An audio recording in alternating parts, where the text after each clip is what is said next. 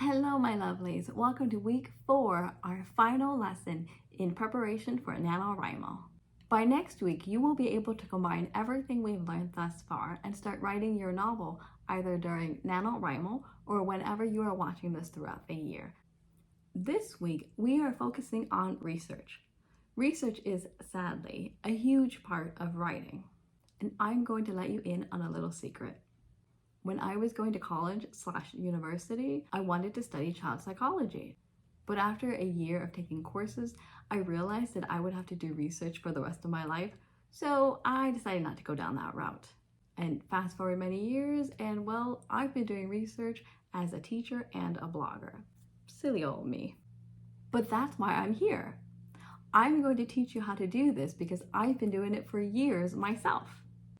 Before we start today's lesson, if you have yet to see the first 3 lessons, I highly encourage you to go back and watch those, do the exercises, and then come back to this one.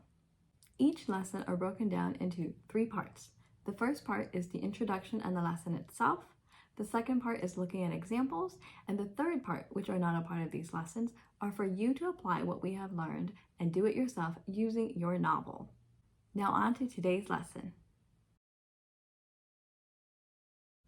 It's important to conduct research for your writing. And this is because it helps you understand your topics better, it adds more depth and complexity to your writing, and it makes your overall writing more interesting for your readers. Here are the steps needed to conduct research. 1. Choose your story idea. 2. Consider keywords and topics to research. 3. Understand sources of information.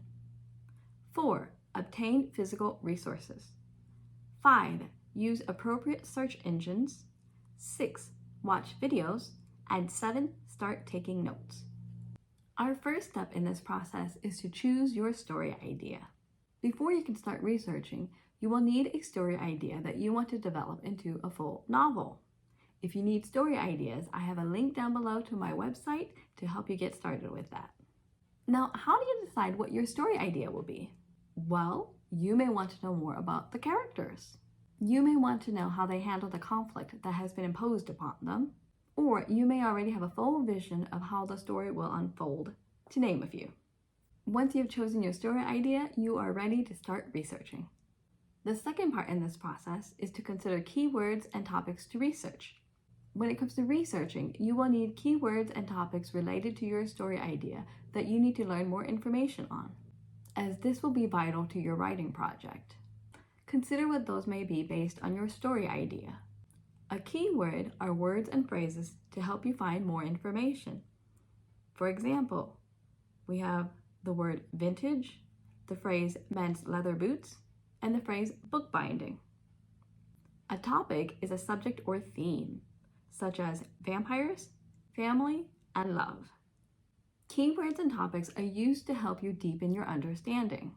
The more information you have, the more prepared you will be when it comes time for you to write your novel, or whatever writing project you are working on. Here are questions to ask yourself in order to come up with keywords and topics that you will need to research. What is the developmental age of the characters you want to write about? What type of character are they? Animal, alien, the opposite sex or gender to yourself? What season is it in your story? How will this season affect your characters? What time period is it? What are the fashion trends during this time? And so on. The third part in this process is to understand sources of information.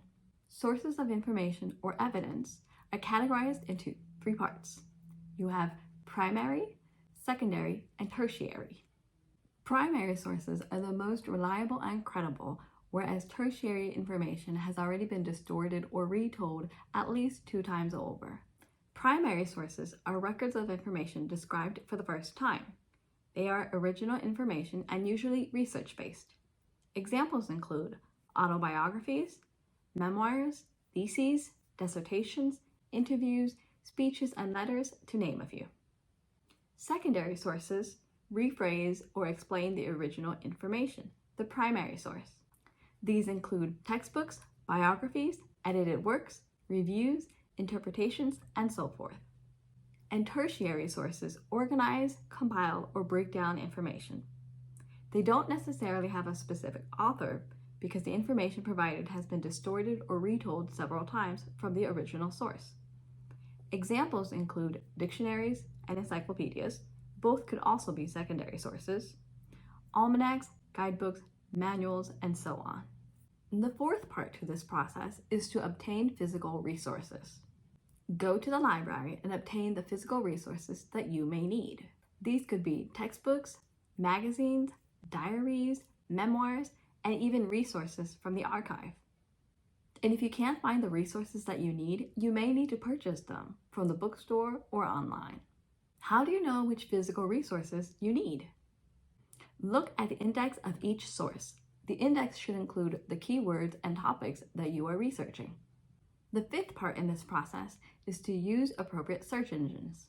Now that you have physical resources, you may need online sources too, or you may just be relying on online sources no matter what. When it comes to search engines, Google and Bing are popular ones. And if you need more scholarly information, try Google Scholar. Be sure to check your sources, as the closer they are to a primary source, the more credible your story will be. And if you find information through Wikipedia, make sure you use the hyperlinks as well as using the information listed in the references. These will be better sources to use during your research. The sixth part in this process is to watch videos.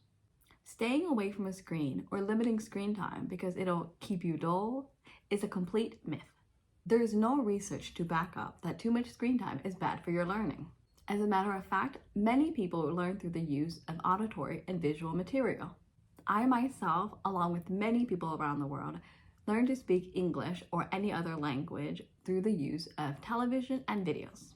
However, screen time could be detrimental to your mental and emotional health if all you do is browse social media and watch non-educational videos.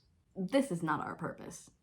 When it comes to videos and research, watch documentaries and educational videos based on your keywords and your topics. And our seventh and final step is to start taking notes. As you read your physical resources, browse the internet, or watch videos, take notes. This way, you won't have to rely on memory when it comes to looking for information.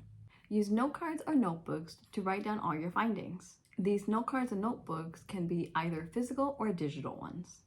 Keep all your notes in the same place in an easy access location so you can always refer back to them. You will need your notes during the writing process. Also, there are 3 things to be aware of as you're taking notes. 1, check the information source. That's number 3 on this list. Not all sources are real or credible, and you may need to do more research to decipher the difference. 2, check the date that the information was created or published on.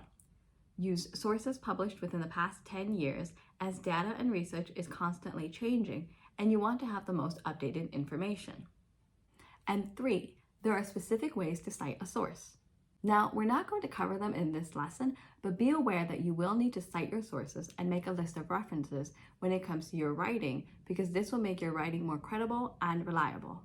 In other words, your agent or editor might ask for this information. Now let's look at an example using digital note cards. See the information below if you want an exact copy of this example and the digital note cards. Our story idea is that a writer has had writer's block for over a year. Their agent tells them to go on vacation to gain inspiration and to stop them from moping around the house. The keywords/topics here include writer, writer's block, lifestyle, vacation, inspiration, publication process, and so forth. Looking at this digital note card, my first keyword is the word writer. I have the note, a person engaged in writing books, articles, stories, etc., especially as an occupation or profession, an author or a journalist. And I have this in quotation marks because I actually took it word for word from my source. And if we look at the source, I have dictionary.com as well as the link to take me directly to this source. The date of publication is 2012. That's actually the most recent date that I could find. And yeah, it's a year off, but close enough. And the date I obtained this would be September 18th, 2023, as I was doing research. My next note has the phrase, how to gain writing inspiration. And I have a list that says 1, watch a screen. 2, read a book. 3, go on a walk. And these I have in quotation marks because I took them word for word from the source. And the source is myself. Why not? I also have the link to take me directly to this source. The date of publication was August 14th, 2023, and the date I obtained it was September 18th, 2023. Very recent. I also have another note on the same phrase just to show that you may need more than one resource just to show credibility. So I have how to gain writing inspiration, a second part. In this list, I have read books, surround yourself with other writers, be open to conversations, do other things, not just write, play to your own strengths, change your perspective, and try new things. And this source is Stanford Daily with their link right there, and their date of publication was May 15th, 2022, and again, I obtained this information on September 18th. Now that you know how to conduct research, I want you to start doing research on your keywords and topics based on your story idea. This concludes our 4-week lesson of NaNoWriMo preparation. Yay! Congratulations! And if you're watching this some other time in the year, congratulations as well. By next week, you should be ready to start writing your novel. Thank you so much for allowing me to teach you how to prepare for this writing project. Let me know how it goes and have fun with your writing. I will see you in a future video. Bye!